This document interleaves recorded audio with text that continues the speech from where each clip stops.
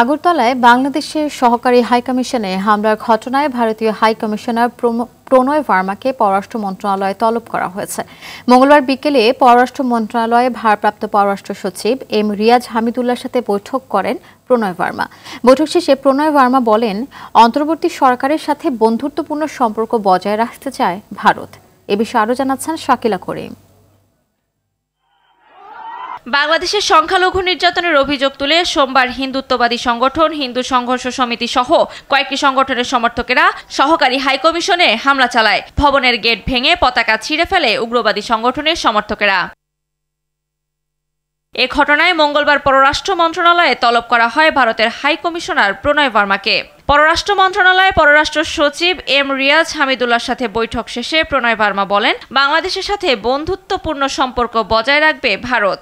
There are so many interdependencies we have, and we want to build on those interdependencies to mutual benefit, and we will keep ensuring that our cooperation benefits our two peoples. এর আগে পররাষ্ট্র উপদেষ্টা তৌহিদ হোসেনের কাছে এই বিষয়ে জানতে চাইলে কোনো মন্তব্য করেননি তিনি।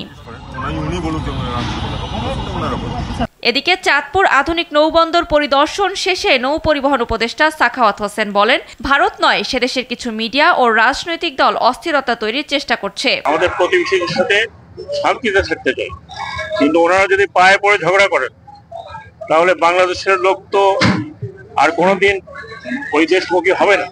আমি মনে করি না যে ভারতের সরকার এ ধরনের কোনো, এগুলো মিডিয়া আছে, কিছু পলিটিক্যাল পার্টি আছে যারা ইলেকশন করবে, তারা মনে করে এগুলো করে তারা ভোট পাবে, হয়তো তাদের ব্যাপার। সাম্প্রদায়িক অস্থিরতা সৃষ্টির চেষ্টা করলে তারা ভালো কিছু পাবে না বলেও মন্তব্য করেন এই উপদেষ্টা। শাকিলা করিম, RTV, ঢাকা।